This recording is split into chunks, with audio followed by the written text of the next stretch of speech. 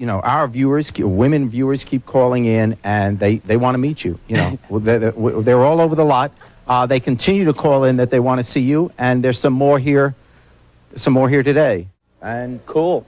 Let's bring them on out. In the late 1990s, the alternative rock scene was a total free-for-all. For every band that shot to global stardom, there were a dozen others with just as much talent and ambition left grinding it out in sweaty clubs. To make it, you needed a killer identity, a work ethic that would break most people, and of course a whole lot of luck. For one brief shining moment, it looked like a quirky band from Annapolis, Maryland had cracked the code. They had a sound you just couldn't pin down, a live show that was pure beautiful chaos, and a frontman whose self-belief was absolute. They called themselves Jimmie's Chicken Shack, and they were right on the verge of getting huge. In the late 90s, the band had everything going for them: a major label deal with a music legend, smash hits on the radio, their music all over MTV, and their frontman was even on Jerry Springer. Really? I guess so. They were poised to be the next big thing in alt-rock, but behind the curtain, a perfect storm of lineup changes and record label politics was about to throw them completely off course. So what really happened to Jimmie's Chicken Shack? Because you guys requested it, let's discuss it in today's video.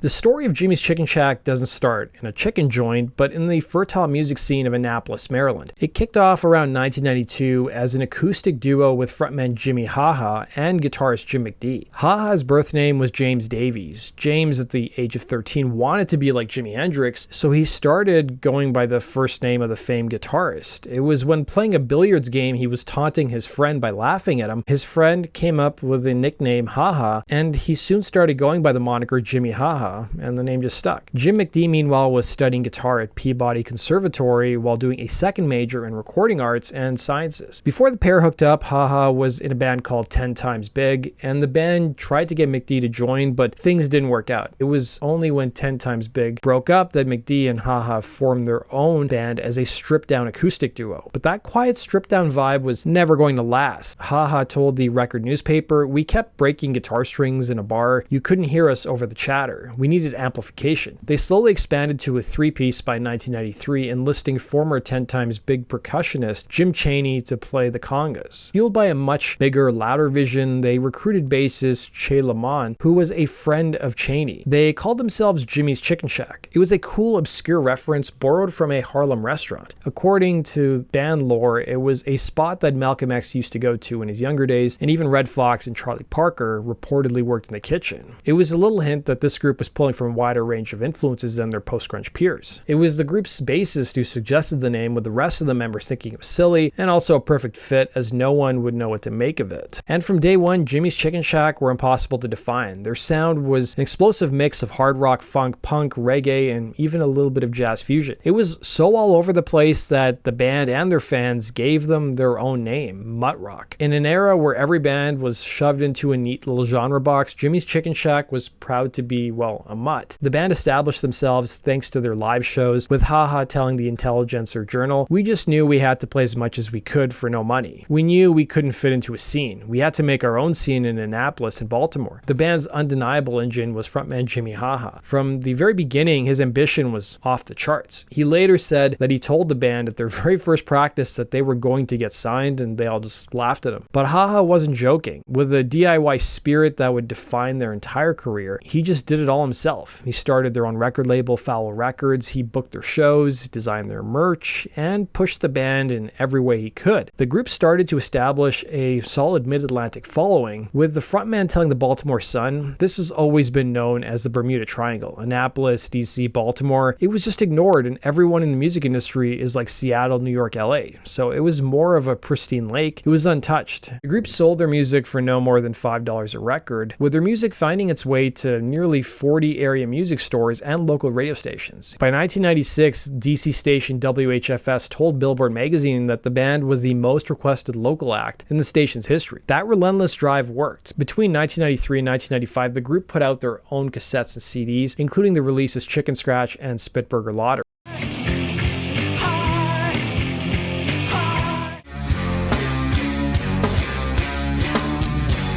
These weren't just demos, they were statements. They captured the raw, untamed energy of their live shows, which were becoming legendary. Thanks to beer-soaked riots and destroyed equipment, they won over fans by opening for literally anyone and everyone from funk bands to hardcore acts, one show at a time. Even before getting signed, they opened for the likes of Sponge, Jewel, as well as Collective Soul. As Jimmie put it, I think people overall don't like one kind of music, so why play one kind? I would be bored if every record sounded the same. All this ass-busting, as Haha called it, sold a shocking number of records for an indie act, cumulatively about 25,000 or so, and more importantly, it created a deafening buzz. A buzz that traveled from the dive bars of Maryland all the way to the ears of one of the biggest names in music history. In 1996, after a label bidding war, Jimmie's Chicken Shack signed with Rocket Records, the label that was founded by Sir Elton John. For a band that had started out slinging their own tapes, this was a huge deal. These guys who got laughed at for saying they'd get signed were now label mates with a living legend. Their underdog story was about to hit the national stage. Signing to a major label, especially one owned by Elton John, was proof that Jimmie Haha's crazy vision wasn't so crazy after all. Now, with a real budget and a powerhouse team behind them, the band went into Oz Studios in Baltimore to cut their major label debut. They linked up with producer Steven Hagler, who had worked with bands like Pixies as well as Fuel, to finally give their songs the polish they deserved. But Jimmie wasn't counting his chickens before they hatched, telling the Evening News, basically every band gets 3.5 minutes to tell you what their story is. If it's not the right snapshot, you lose out. The album that came out of these sessions was 1997's Pushing the Salmonella Envelope. It was the world's perfect introduction to the band. It was a blistering 12-song summary of their mutrock sound, featuring 6 re-recorded fan favorites and 6 brand new tracks. The album was heavy, but it wasn't just metal. It was funky, but it wasn't just a jam band. It was punk in its attitude, but it wasn't just 3 chords and a snarl. And then came the lead single, High. This was the band's breakout moment. The song was the perfect piece of mid-90s alt-rock. It was chill, kind of psychedelic verse that just explodes into this massive distorted chorus.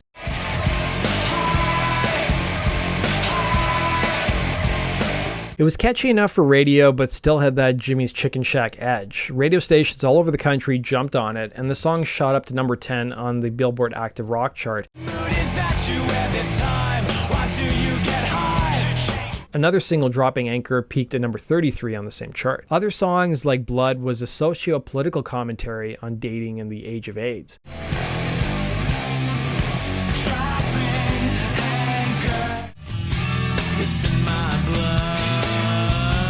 Despite the seriousness of some of their songs, there was always an element of humor as well. Jimmie told the Intelligencer Journal, "Seriousness is good and everything, but I have to laugh at everything or I'm going to kill everything." The video for High became just as famous as the song. It shows the band playing in an old barn while a storm of feathers rains down on them. A quirky, memorable visual that was totally on brand.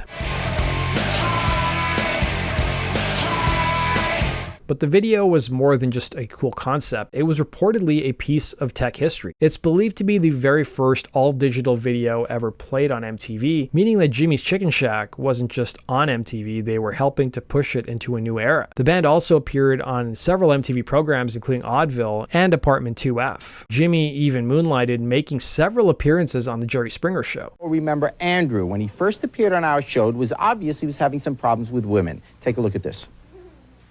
There's someone else involved here with Alice. What do you mean? A partner? Yeah. I mean... Alice, are you going to tell him, or you want me, or you want him to read about it, or what? Well, now's a better time as any. There's and it's a woman, isn't it? Let's bring it out. What's your name, Becky? I'm Becky, come on out.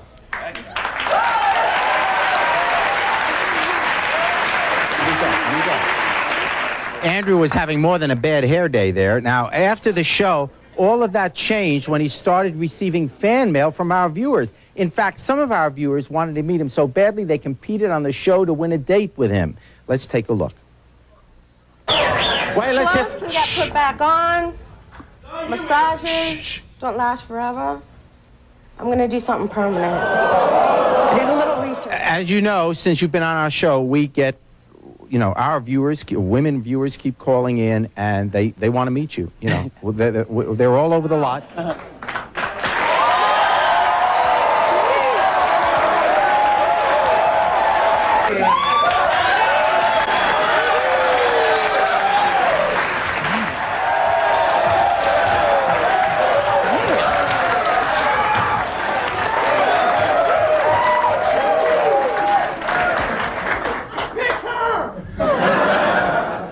A hit single and a video in heavy rotation, the band hit the road, and they hit it pretty hard. They toured all over the US and Europe, sharing stages with some of the biggest bands at the time, Live, Creed, 311, and Everclear, and they won over huge new crowds with their insane live energy. But even as their star was rising, the first signs of trouble started to appear. The pressure of constant tours, drugs, musical differences. After the success of their major label debut, the first big lineup changes finally hit. Founding guitarist Jim McDonough and drummer Jimmie both left the band. Losing half of the original lineup right as they were hitting the big time was a major shakeup. Replacements were brought in fast, including guitarist Dave Dowling, who was thrown right into the fire. He auditioned on a Wednesday and was on tour by Saturday. That's just how fast the group's machine was moving. Jimmie told the Asbury Park Press of the lineup change, "There were songs that Mick D just would not play, like Silence Again he hated. He hated Do Right. He hated all these things and just said they were dumb songs that he didn't understand." To the rest of the world, Jimmie's Chicken Shack was on a one-way trip to the top.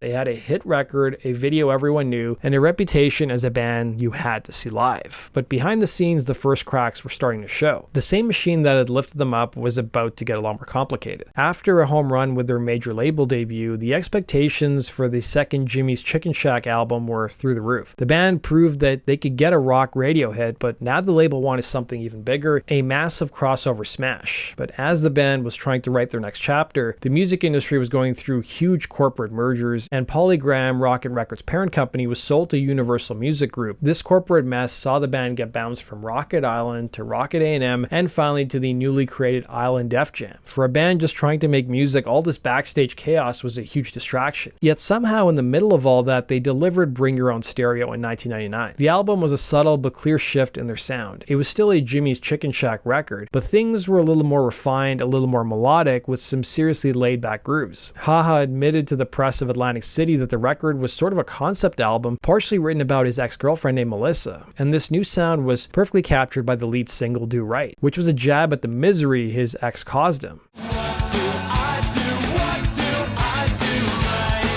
The frontman admitted to the Charlotte Observer that the first album was recorded from a place of discontent, while their follow-up comes from a happier place. Do Right should have been the song that made them superstars. It was an insanely catchy ska-influenced rock track with a breezy sing-along chorus. It was way less abrasive than High and had that universal appeal that rock, pop, and alternative radio could all get behind. The video, a fun take on a high school talent show, was all over MTV and even got them on the ridiculously popular show Total Request Live, or TRL. The song was a certified hit. It climbed to number 8 on the Billboard Alternative chart and was crossing over to other formats. It had all the momentum in the world. It was starting to climb the pop charts, which was the next logical step to real stardom. The band was on the very edge of breaking into the pop mainstream, and then just as they were about to take off, the rug was yanked out from under them. This right here is the heart of Jimmie's Chicken Shack story. At the exact moment Do Right was about to explode into a massive pop song, the label allegedly pulled all promotional funding. The push just stopped. The song stalled, the momentum died, and the band's shot at a whole new level of fame vanished almost overnight. So why would a label do that? Sometimes in the brutal world of major labels, it comes down to internal politics or budget shifts. An artist can get lost in the shuffle of a merger, a new label head might want to push their own new acts instead of ones they've inherited, and it can be a cold, simple calculation. The money it takes to push a song from an alternative hit to a top 40 pop monster is enormous, and a label might just decide that they want to bet the money on someone else. Whatever the reason for Jimmie's Chicken Shack, it felt like a total betrayal. They had delivered the perfect song, it was doing everything it was supposed to do, and the people who were supposed to be championing them just gave up. The fallout was immediate. The relationship with the label, which was already strained, was completely shattered. The momentum from Bring Your Own Stereo was dead in the water, and the band itself started to crack under the weight of disappointment and a crushing tour schedule. After the tour, there was another mass exodus. Bassist Che Lamont and drummer Mike Sipple, as well as guitarist Dave Dowling, all quit. Once again, Jimmie was left to pick up the pieces, his dream derailed not by a lack of talent or hard work, but by maddening, mysterious logic of the music industry. After the whole disaster with Island Def Jam, Jimmie's Chicken Shack was finally let go from their major label contract. For a lot of bands, getting dropped is where the story ends, but for a band that started with such a fierce DIY attitude, it was more like a homecoming, free from the pressure to write a certain kind of hit. Jimmie Haha rebuilt the band yet again and got back to making music his way. In 2004, they signed with indie label Koch Records and released their third album. The album was a confident return to form and even gave them a minor rock radio single with the song Falling Out, which featured a guest spot from Aaron Lewis of the band Stained.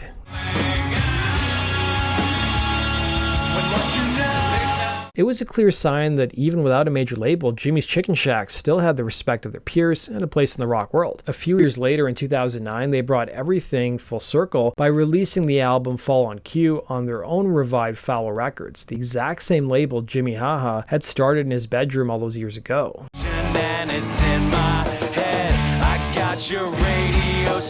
The album was a classic from the group. It was funny, sarcastic, and musically all over the map, with zero concern for what was popular. This was music for them and for their diehard fans who'd stuck around through it all. During this time, the always working Jimmie Haha also launched other projects. He started a band called Jarflies and a solo project called Mend the Hollow, showing different sides of his songwriting. It proves that the frontman is a guy who physically was compelled to create, whether it's for millions of people or just for himself. After Fall on Cue, the band went into a quieter phase, focusing more on live shows than making new records. Jimmie also talked in interviews about how he wanted to be closer to home to see his kid grow up, but the group never went away. The lineup kept changing, but Jimmie Haha was always the constant, steering the ship. Then after a 14-year gap between albums, the group came back in 2022 with a brand new record, Seconds, followed by the single Simple Concept in 2023.